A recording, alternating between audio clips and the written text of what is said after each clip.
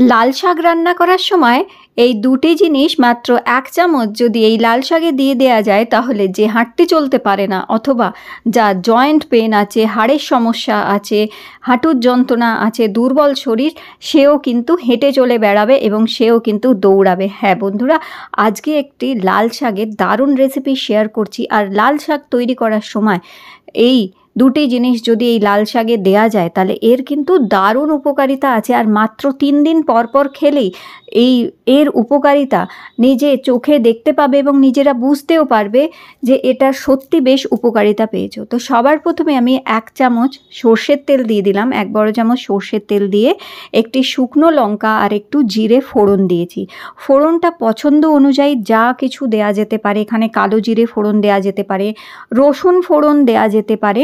আমি এখানে শুকনো লঙ্কা আর জিরে ফোড়ন দিয়েছি। আর লাল শাক ভালো করে জলে ধুয়ে পরিষ্কার করে নিয়ে তারপরে এখানে ফোড়নটা ভাজা হয়ে যাবার পরে এই লাল শাকটা আমি এই ফোড়নের মধ্যে দিয়ে দিলাম। এবার এখানে ফোড়নের মধ্যে লাল শাকটা দিয়ে এরপর এটার মধ্যে দিয়ে দেবো আমি স্বাদ মতন নুন। এখানে 1/2 চামচ নুন দিয়ে দিয়েছি।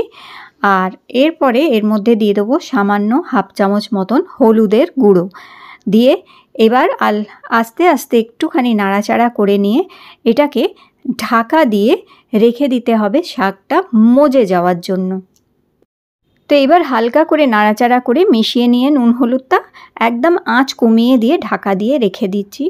আর এইবার আরেকটা ফ্রাইং প্যানে আমি নিয়েছি এখানে 1/2 কাপ মতন চীনাবাদাম। লাল যে চীনাবাদামটা হয় সেই লাল চীনাবাদাম কিংবা লাল পিনাটসটা নিয়েছি, কারণ এর মধ্যে প্রচুর পরিমাণে fibre, vitamin E, vitamin B3, magnesium, calcium এবং অ্যান্টিঅক্সিডেন্টে সমৃদ্ধ হচ্ছে এটি হৃদয় রোগ, ডায়াবেটিস, অ্যালজাইমার প্রতিরোধ করতে সাহায্য করে, হৃদয় রোগের ঝুঁকি কমায়, এছাড়া ডায়াবেটিস নিয়ন্ত্রণ করে, মস্তিষ্কের কার্যকারিতা বৃদ্ধি করে, হজম প্রক্রিয়া উন্নীত করে, ওজন কমাতে সাহায্য করে এবং ত্বকের জন্য ওর হাড়ের জন্য ভীষণ উপকারী হচ্ছে। তো হালকা করে লাল চীনাবাদামটা একটু ভেজে তুলে নিয়ে এবার আমি দিয়েছি দেখো এখানে সাদা তিল। তো এখানে 2 চামচ মতন সাদা তিল দিয়ে হালকা করে ভেজে নেব। সাদা তিল প্রচুর পরিমাণে ক্যালসিয়াম, ম্যাগনেসিয়াম এবং স্বাস্থ্যকর চর্বি থাকে এর মধ্যে। এছাড়াও এটি শরীরের ফোলাভাব কমাতে, হাড়কে মজবুত করতে, হৃদয়রোগ প্রতিরোধ করতে সাহায্য করে।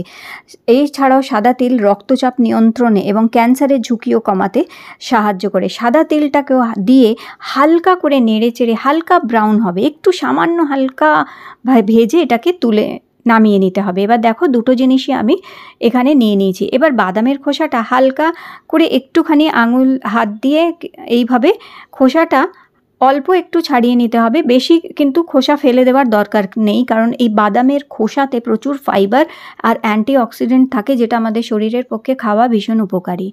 এইবার কি করতে হবে, একটা মিক্সার গ্রাইন্ডারের জার নিয়ে নেবে, কিংবা তোমরা এটা শিলেও বেটে নিতে পারো, অথবা মিক্সার গ্রাইন্ডারের জারেতে এই বাদাম আর এই যে তিল দুটোকেই আমি একসাথে দিয়ে দিচ্ছি এখানে। তো দুটোই এই একসাথে দিয়ে এবার এটাকে একদম গুঁড়ো করে নিতে হবে।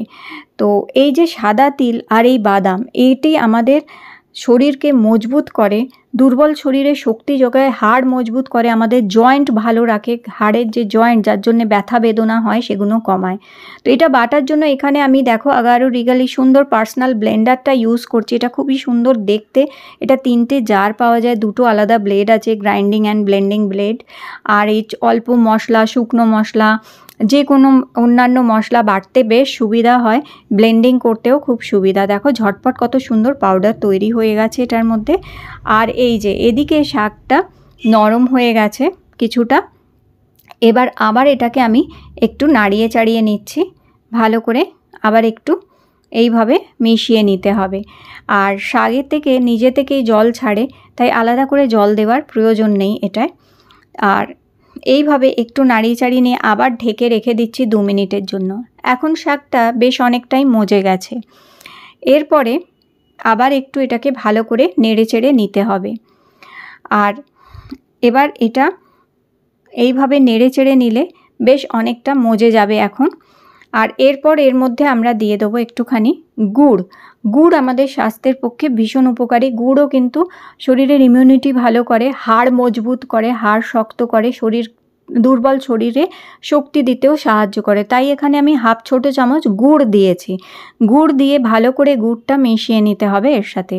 আর যেহেতু শাক ভাজা একটু মিষ্টি দিলে খেতেও খুব সুস্বাদু হয়, আর গুড় দিলে তো আরও সুস্বাদু খেতে হয়। গুড়টা ভালো করে মিশিয়ে নেবার পরে ওই যে চিনেবাদাম আর যে তিলটা, সাদা তিলটা আমরা বেটে রেখেছিলাম গুঁড়ো করে, সেটা সম্পূর্ণটাই আমি এখানে দিয়ে দিচ্ছি। এখানে আমি 1 আঁটি লাল শাক নিয়েছিলাম, তো আমি যতটা পরিমাণ আমি তিল আর বাদাম বেটেছি সম্পূর্ণটাই এখানে দিয়ে দিলাম।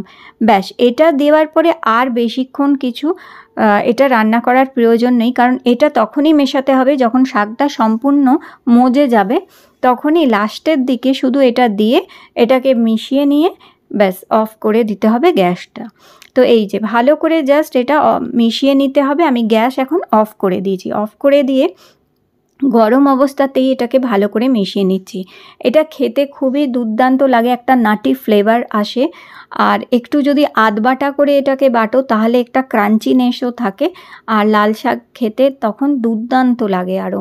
আর তার সাথে এর উপকারিতাও অনেক বেশি। তো অবশ্যই এটি ট্রাই করো। আজকের ভিডিওটি ভালো লেগে থাকলে লাইক দিও, চ্যানেল সাবস্ক্রাইব করে রেখো। আবার দেখাবে নতুন রেসিপির সাথে।